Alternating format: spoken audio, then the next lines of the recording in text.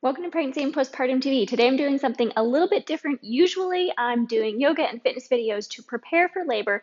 Today I'm going to share my exact labor routine. I had 3 amazing natural births, so the routine and the labor positions that helped me, and then also just sharing my positive birth story to hopefully inspire you that you can have a positive birth as well.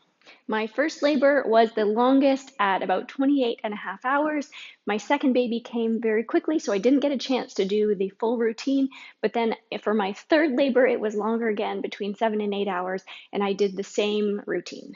For my first baby especially, I had decided that I wanted to do a natural birth, and this was mostly because at our 20-week ultrasound, we found out that he was going to have a cleft lip and palate. He also had choroid plexus cyst and an enlarged renal pelvis, putting him at risk for some of the chromosome disorders.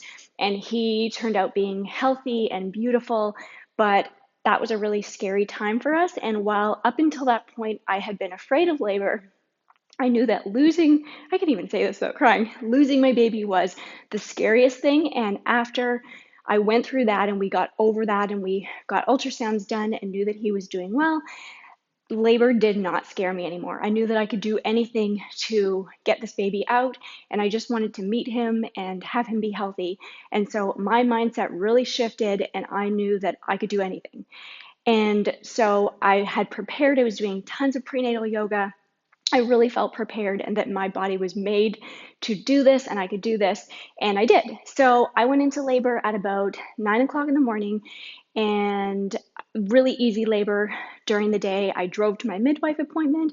I was talking on the phone. I was finishing off my wedding thank you cards. I was doing yoga, going for walks, and bouncing on the ball. Easy things. We watched a movie. I took some baths. In the evening, my labor started to get a little bit harder, and I took a few more baths. So probably every hour I would go and I would hop in a bath and just try to relax, do more walking, bounce on the ball, do a little bit more stretches and yoga. At 3:30 in the morning, I called the midwife and I said, I think things are moving along. She came and checked me, and I was only 3 centimeters. And so that was really frustrating, but I was still coping fairly well. She said, take 2 Tylenol, 2 Gravel, go back to sleep, and I'll meet you at the hospital at 8 a.m. in the morning. So I went back in the morning. They broke my water. Things weren't moving along as they should. And so this is the routine that I did to get things going. So I had my birth ball with me. I would bounce on the ball, and then I would walk the halls with Jeff. And when I had a contraction, we would slow dance, and I would hold on to him while I had my contraction. And then I would come back and I would sit on the toilet, which this was actually the most uncomfortable position, but I also felt like it put my baby in the best position, and my cervix was opening. And yes, it was uncomfortable, but I was making the most progress. And then I would lay on the bed, and just in a side lying position, I propped myself up with pillows and really focused on relaxing and breathing and letting my cervix open. And I had a lot of progression also in this relaxation position. Then I would get up on all fours and kind of go into a squatting position over the back of the bed, moving my hips back and forth. My husband could also get behind me and squeeze my hips, which caused pain relief as well. And this whole time I was coping really well. I wasn't thinking that I needed pain relief or an epidural. I didn't ask, no one offered it to me, and I just kept doing this circuit. While I was walking, I would also do squats and lunges to try to get things going. And I just kept repeating this circuit until I was about 9 centimeters. And then they checked me. I think I did one more circuit, and then they said, you're 10 centimeters, you're ready to go. So the unfortunate part was I was 10 centimeters, but I didn't feel any urge to push. And so for pushing, I got propped up on the bed, and so that I was in a kind of a supported squatting position, and I alternated this with side lying and lifting up my leg. I didn't have a peanut ball, but I would definitely bring a peanut ball for future births because side lying was a great position for me, and the supported squat.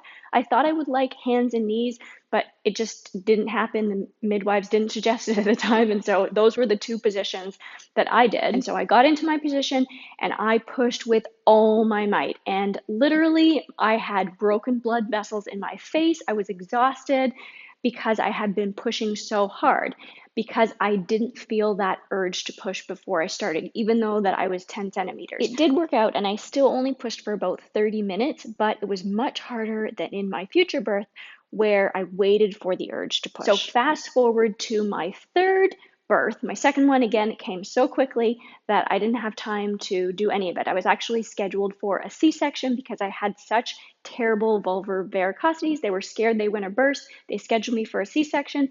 It was winter. The doctor didn't make it in time. By the time they checked me, she was already crowning, and that was just it.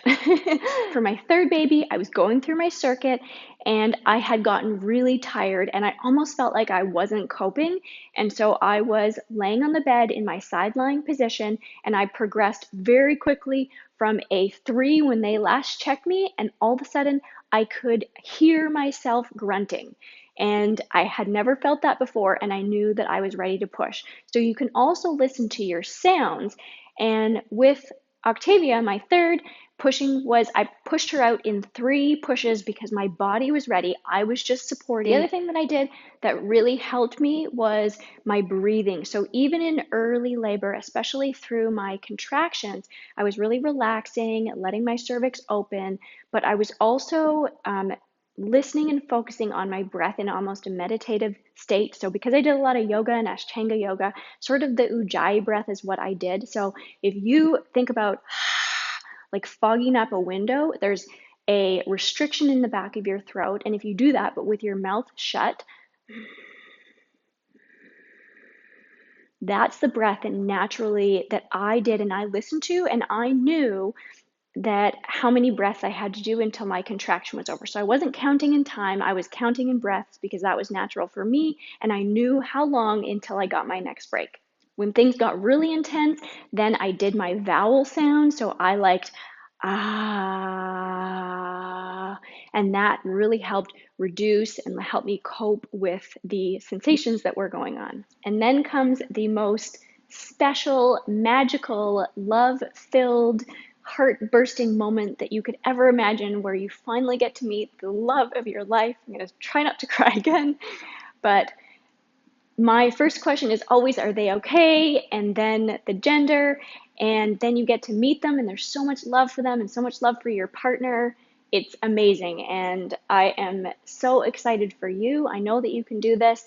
We have been preparing with prenatal yoga and exercises, and I think in most cases, our bodies are made to birth. Women have been doing it since the beginning of time, and I know that you can do this. That is a little bit of my story. I hope that you found it helpful. If you have other questions, please feel free to leave them in the comments below. Or I'd love to get an update from you and how things are going and when your baby arrives.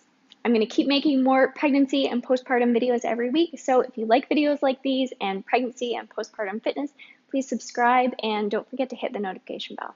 I'm also going to link to another yoga class for natural birth preparation right there, and I'll see you in the next video.